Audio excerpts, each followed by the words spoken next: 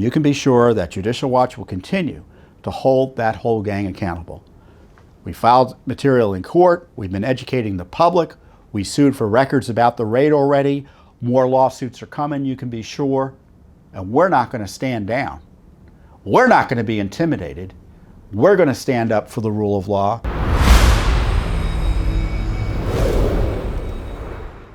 Now, the president has filed some briefs, and I think it's worth sharing some of the points he made in his brief. And I liked how he opened up this particular brief. Politics in opposing or seeking judicial oversight of what the government did here with the special master. Politics cannot be allowed to impact the administration of justice.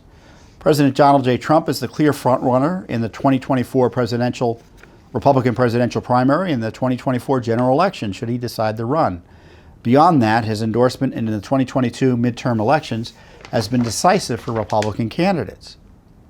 But on August 8, 2022, in a shockingly aggressive move, and with no understanding of the distress that it would cause most Americans, roughly 24 special agents of the Federal Bureau of Investigation, directed by attorneys at the U.S. Department of Justice, the government, raided the home of President Donald J. Trump. According to the government, the agents seized documents, privileged and/or potentially privileged materials, and other items, including photos, handwritten notes, and even President Trump's passports, that were outside the lawful reach of an already overbroad warrant. President Trump, like all citizens, is protected by the Fourth Amendment to the United States Constitution. Property seized in violation of his constitutional rights must be returned forthwith. Law enforcement is a shield that protects Americans. It can't be used as a weapon for political purposes. Therefore, we seek judicial assistance in the aftermath of an unprecedented and unnecessary raid on President Trump's home at Mar-a-Lago. And they're going to seemingly get some of that judicial assistance unless the court completely changes her approach that was explained preliminarily in a document, a court order, and then more fully in a court hearing that took place. It looks like she's going to grant a special master that will at least review some of this material. I mean, the danger is that the government's going to keep on doing what the government does. The Biden administration wants to get Trump, and so the court may slow things down, but they've decided that they need to prosecute or Trump or people around him for political purposes. And that's the concern that millions of Americans have. And if they continue doing that, that to me is destabilizing to the rule of law, our constitutional system and such. So to target someone who is acting innocently, in the sense of acting in good faith, trying to turn over documents, there being a genuine dispute about what the documents are and who has a right to them. Instead, they played games, and they did set them up by frankly, it looks like their own admission, in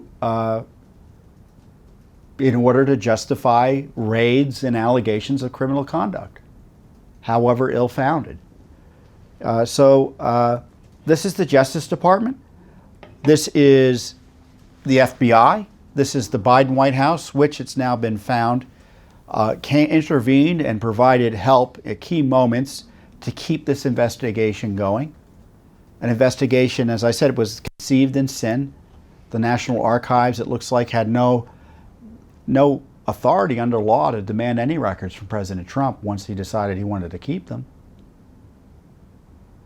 And yet, because he was cooperative, they used that cooperation against him. Aha! He turned them over, and he didn't say they weren't classified, so that means he thinks they were classified.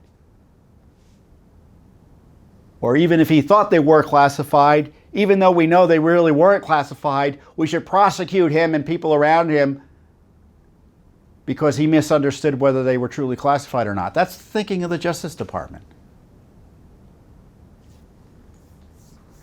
It's gangster government. They're going to get you no matter what. And, I know there's going to be all these legal arguments, and I've kind of raised a few of them with you here, hopefully in a non-confusing way. But in the end, just remember, it was a political raid. It had no good faith basis. If it wasn't over documents, it would have been over something else they manufactured. And it's about destroying Trump. They tried to do it with Russia. They tried to do it with Ukraine to protect Biden. They tried to do it with January 6th. Didn't work. So now they're trying to do it again with this document fiasco, which I think is probably not working either, again, thanks to Judicial Watch and other people who stand for the rule of law. So I suspect they'll go back to January 6th for a little bit, and then they'll take a pause at the election and figure out what else they need to do. But that's where we are. It's not about the rule of law. It's about political abuse of those who we entrust to run the law, and that's the crisis that we're facing constitutionally. And you can be sure that Judicial Watch will continue to hold that whole gang accountable. We filed material in court. We've been educating the public. We sued for records about the raid already. More lawsuits are coming, you can be sure. And we're not going to stand down. We're not going to be intimidated. We're going to stand up for the rule of law. It's not just about protecting President Trump. It's about protecting our system. He was an elected president who is being punished for being an elected president and being told that the rules and the laws that affect every other president doesn't apply to him. That's the very definition of government misconduct and abuse. We have to stop it. We've been leading the way in trying to defend the rule of law on this massive scandal, the worst government scandal in American history, the targeting of Trump, which continues, and we're not going to give up. And we do it with your support. And again, if you think this issue is important, I encourage you to look at these documents I'm talking about, look at the lawsuits Judicial Watch is filing, look at the educational materials Judicial Watch is putting out there, share this video.